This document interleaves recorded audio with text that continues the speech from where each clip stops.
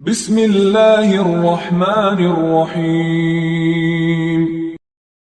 ابو سلمہ اور حضرت عائشہ رضی اللہ تعالیٰ عنہ کے بھائی حضرت عائشہ رضی اللہ تعالیٰ عنہ کی خدمت میں گئے۔ ان کے بھائی نے نبی کریم صلی اللہ علیہ وسلم کے غسل کے بارے میں سوال کیا تو آپ نے سا جیسا ایک برتن منگوایا، پھر غسل کیا اور اپنے اوپر پانی بہایا۔ اس وقت ہمارے درمیان اور ان کے درمیان پردہ حائل تھا۔ صحیح بخاری حدیث نمبر 251۔ ابو جعفر محمد باقر نے بیان کیا کہ وہ اور ان کے والد جناب زین العابدین جابر بن عبداللہ کے پاس تھے اور کچھ اور لوگ بھی بیٹھے ہوئے تھے۔ ان لوگوں نے آپ سے غسل کے بارے میں پوچھا تو آپ نے فرمایا کہ 1 سا کافی ہے۔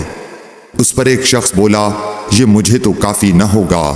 حضرت جابر رضی اللہ تعالیٰ عنہ نے فرمایا کہ یہ ان کے لیے کافی ہوتا تھا جن کے بال تم سے زیادہ تھے اور جو تم سے بہتر تھے، یعنی رسول اللہ صلی اللہ علیہ وسلم۔ پھر حضرت جابر رضی اللہ تعالیٰ عنہ نے صرف ایک کپڑا پہن کر ہمیں نماز پڑھائی۔ صحیح بخاری حدیث نمبر 252۔ نبی کریم صلی اللہ علیہ وسلم اور حضرت میمونہ رضی اللہ تعالیٰ عنہ ایک برتن میں غسل کر لیتے تھے۔ صحیح بخاری حدیث نمبر 253۔ رسول اللہ صلی اللہ علیہ وسلم نے فرمایا، میں تو اپنے سر پر 3 مرتبہ پانی بہاتا ہوں، اور آپ صلی اللہ علیہ وسلم نے اپنے دونوں ہاتھوں سے اشارہ کیا۔ صحیح بخاری حدیث نمبر 254۔ جابر بن عبداللہ رضی اللہ تعالی عنہ نے فرمایا کہ نبی اکرم صلی اللہ علیہ وسلم اپنے سر پر 3 مرتبہ پانی بہاتے تھے۔ صحیح بخاری حدیث نمبر 255۔ جابر بن عبداللہ نے بیان کیا کہ میرے پاس تمہارے چچا کے بیٹے، ان کے مراد حسن بن محمد ابن حنفیہ سے تھی، آئے۔ انہوں نے پوچھا کہ جنابت کے غسل کا کیا طریقہ ہے؟ میں نے کہا نبی کریم صلی اللہ علیہ وسلم 3 چلو پانی لیتے اور ان کو اپنے سر پر بہاتے تھے، پھر اپنے تمام بدن پر پانی بہاتے تھے۔ حسن نے اس پر کہا کہ میں تو بہت بالوں والا آدمی ہوں۔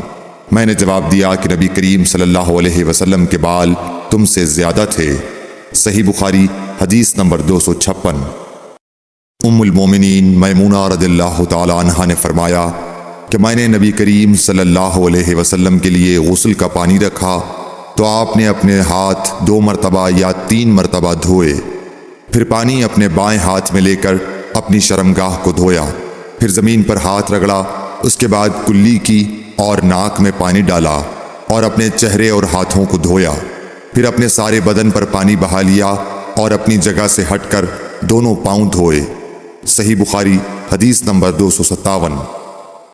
نبی کریم صلی اللہ علیہ وسلم جب غسل جنابت کرنا چاہتے تو حلاب کی طرح ایک چیز منگاتے، پھر پانی کا چلو اپنے ہاتھ میں لیتے اور سر کے داہنے حصے سے غسل کی ابتدا کرتے، پھر بائیں حصے کا غسل کرتے، پھر اپنے دونوں ہاتھوں کو سر کے بیچ میں لگاتے تھے۔